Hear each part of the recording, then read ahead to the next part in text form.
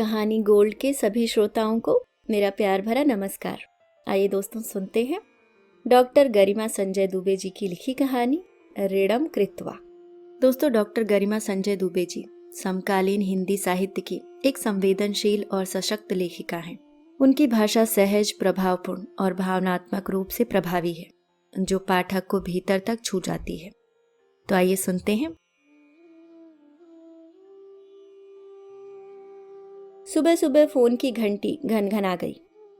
नीति ने अनमने ढंग से फोन उठाया, पर सामने वाले की मीठी सी आवाज में कहे गए, जय श्री कृष्णा नीति बेटी, कैसी है, ने नीति की नींद गायब कर दी और उसके चेहरे पर मीठी सी मुस्कुराहट फैल गई।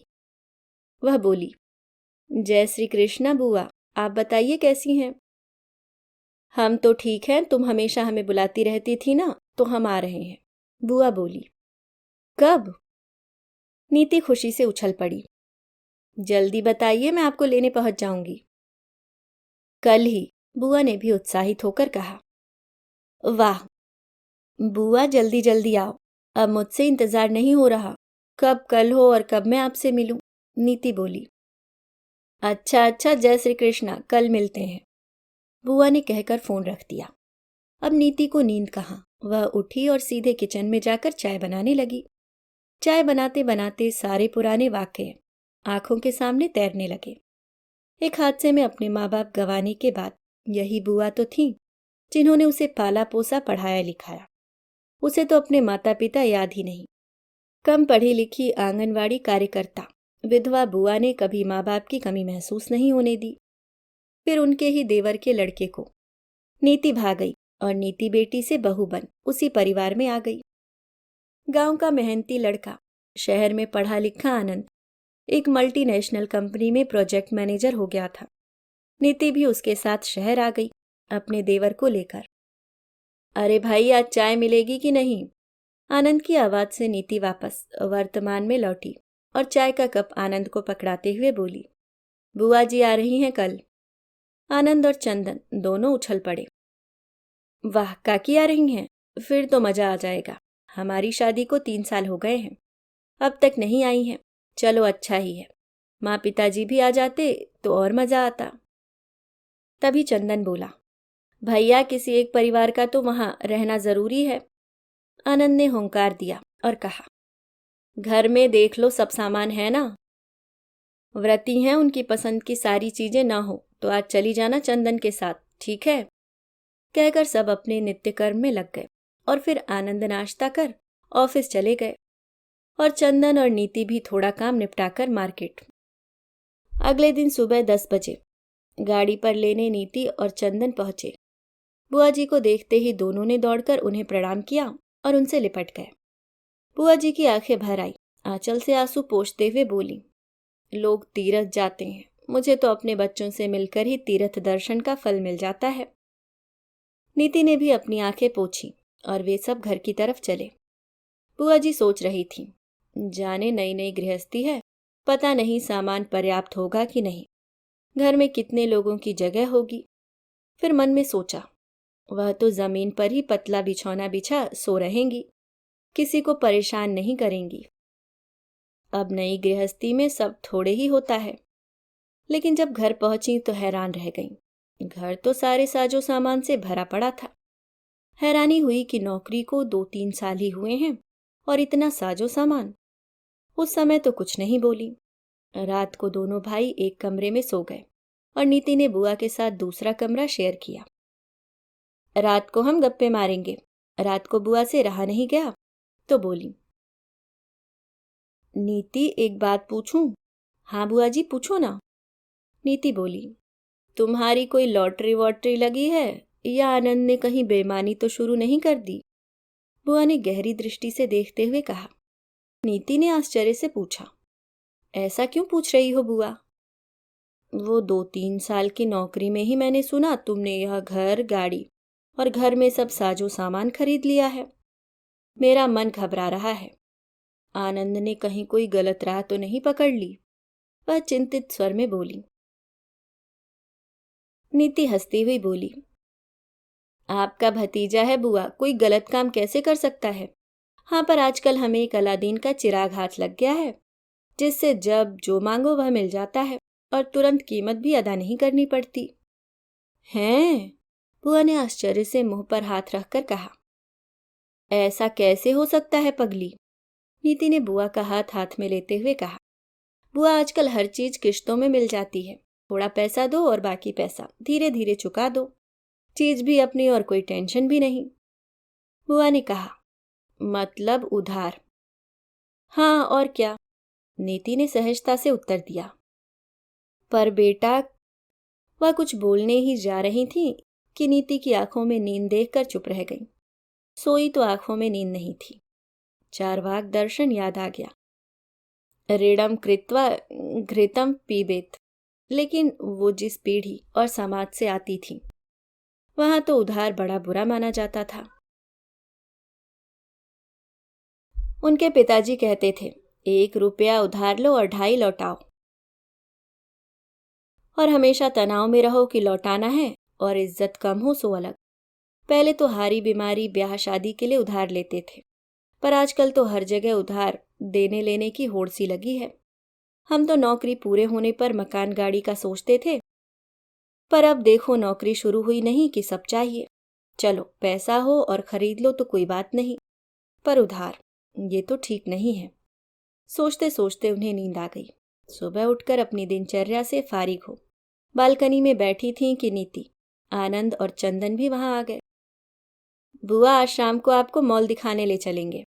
बुआ ने पूछा। माल यानी क्या? नीति बोली, बुआ, बहुत बड़ी दुकान जहां सब मिलता है। पर मुझे तो कुछ खरीदना नहीं है, बुआ बोली। नीति बोली, खरीदना तो मुझे भी नहीं है, पर हम वहां घूमेंगे फिरेंगे, खाएंगे पिएंगे और आ जाएंगे। आप भी तो देखिए शहर के नज़ारे। शाम को सभी निकल पड़े। बुआ शहर की रौनक देख रही थी। हर जगह दुकान, घर कम दुकान ज्यादा। वे मॉल पहुंच गए।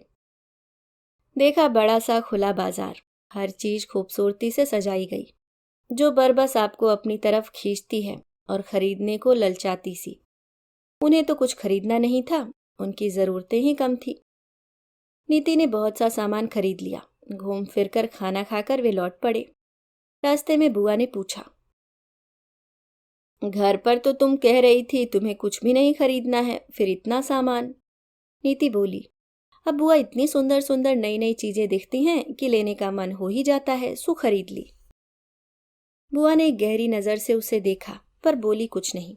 सोचने लगी, पहले बाजार घूमने की जगह नहीं होती थी। जरूरत होने पर लिस्ट बनाओ, किराने वाले को दो और वह सामान भर देता था। अब देखो, दुनिया में इंसान कम, बेचने खरीदने वाले ज्यादा हैं। हर कोई कुछ न कुछ बेच रहा है, लोगों को ललचा रहा है। जरूरत न होने पर भी जरूरत बढ़ा रहा है, इच्छाएं उकसा रहा है।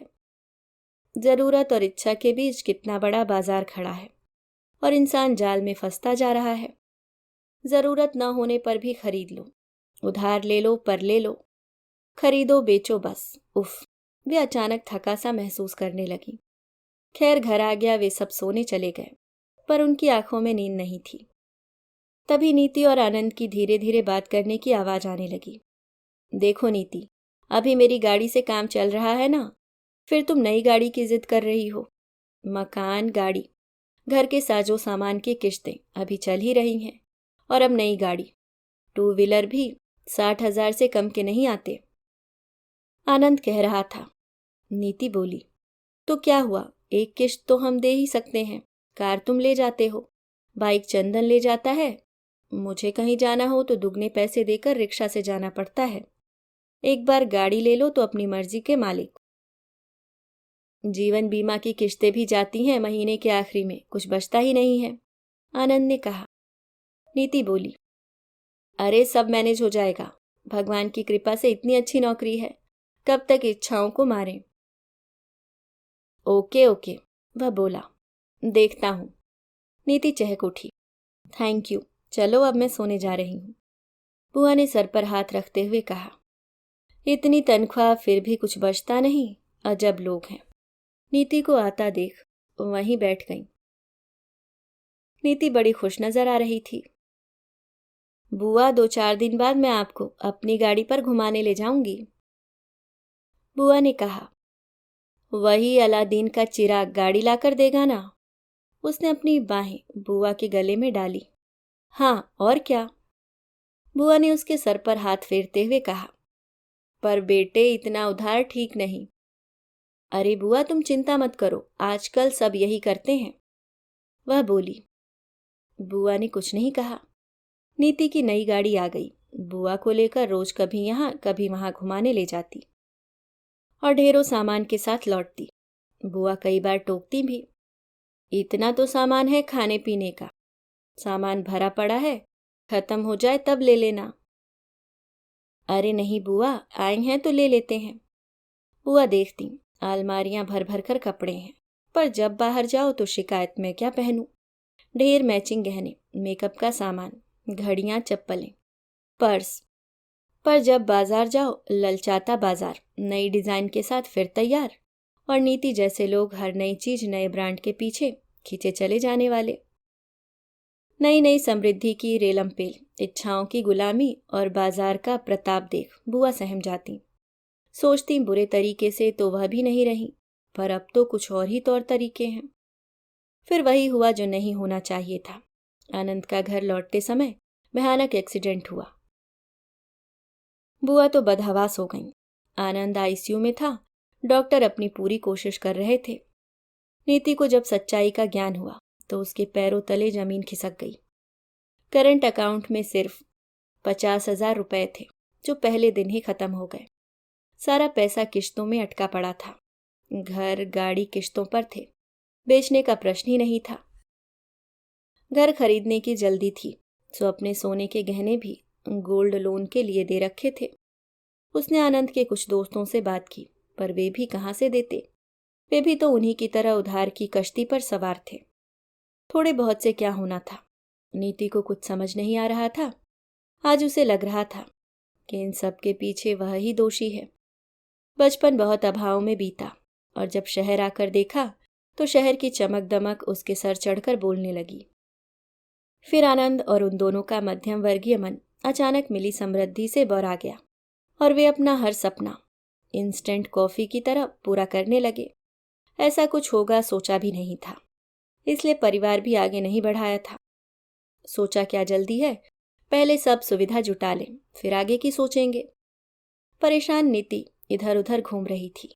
तभी उसे मेडिक्लेम जीवन बीमा पॉलिसी का ध्यान आया। घर जाकर पॉलिसी देखी तो कुछ राहत हुई, पर अगर इलाज लंबा चलता तो फिर पैसों की जरूरत होगी। पर कुछ आस तो बंधी। बुआ दुख और क्रोध से भरी पड़ी थी, बोली, जाओ अपने अलादीन के चिराग से सांसें किश्तों पर उधार मिलती हो तो ले आओ। सुख शांति भी किसी दुकान पर मिलती होगी ना बिटिया, वह खरीद लो किश्तों में, कहकर बुआ फूट फूट कर रोने लगी। आनंद के माता पिता को भी कुछ समझ नहीं आ रहा था। वो तो खुद आनंद पर आश्रित थे। नीति अपराध बोध से गड़ गई। वह अपनी नादानी में समझ ही नहीं पाई कि उधार की भी एक सीमा होती है। आनंद का इलाज जारी था। देखते देखते 15 दिन बीत गए। अब आनंद की हालत सुधरने लगी थी। डॉक्टर 1-2 दिन में उसे घर भेजने वाले थे, पर नीति परेशान थी। उसकी परेशानी देख बुआ बोली, अब तो आनंद ठीक हो गया है, अब क्या हुआ? नीति ने कहा, कुछ नहीं बुआ। पर बुआ जानती थी मेडिक्लेम की सीमा खत्म हो चुकी थी, और अस्पताल से छुट्टी तभी हो पाएगी जब बिल का भुगतान किया जा सके, और अब नीति के पास पैसे नहीं थे। बुआ ने प्यार से नीति को अपने पास बिठाया और उसके हाथ में एक कागज का टुकड़ा रख दिया। नीति ने आश्चर्य से देखा, पूरे 5 लाख का चेक था। वह बोली, यह क्या बुआ? बुआ ने कहा, यह मेरी बेटी की परेशानी को दूर करने के लिए है। नीति की आंखों से आंसू बहने लगे। उसे पता ही नहीं चला बुआ ने कब गांव से अपनी जीवन भर की कमाई बुलवा ली। वह बोली, बुआ मैं आपका ये ऋण कैसे चुका पाऊंगी? बुआ ने उसे गले लगाते हुए कहा, किश्तों में। नीति तुनक पड़ी। अब किश्तों का नाम मत लो बुआ। बुआ हंसते हुए बोली, अरे तुम्हारे अलादीन के चिराग वाली किश्तों की बातें नहीं कर रही हूं। मैं तो प्यार के ऋण और अपनेपन की किश्तों की बात कर रही हूं।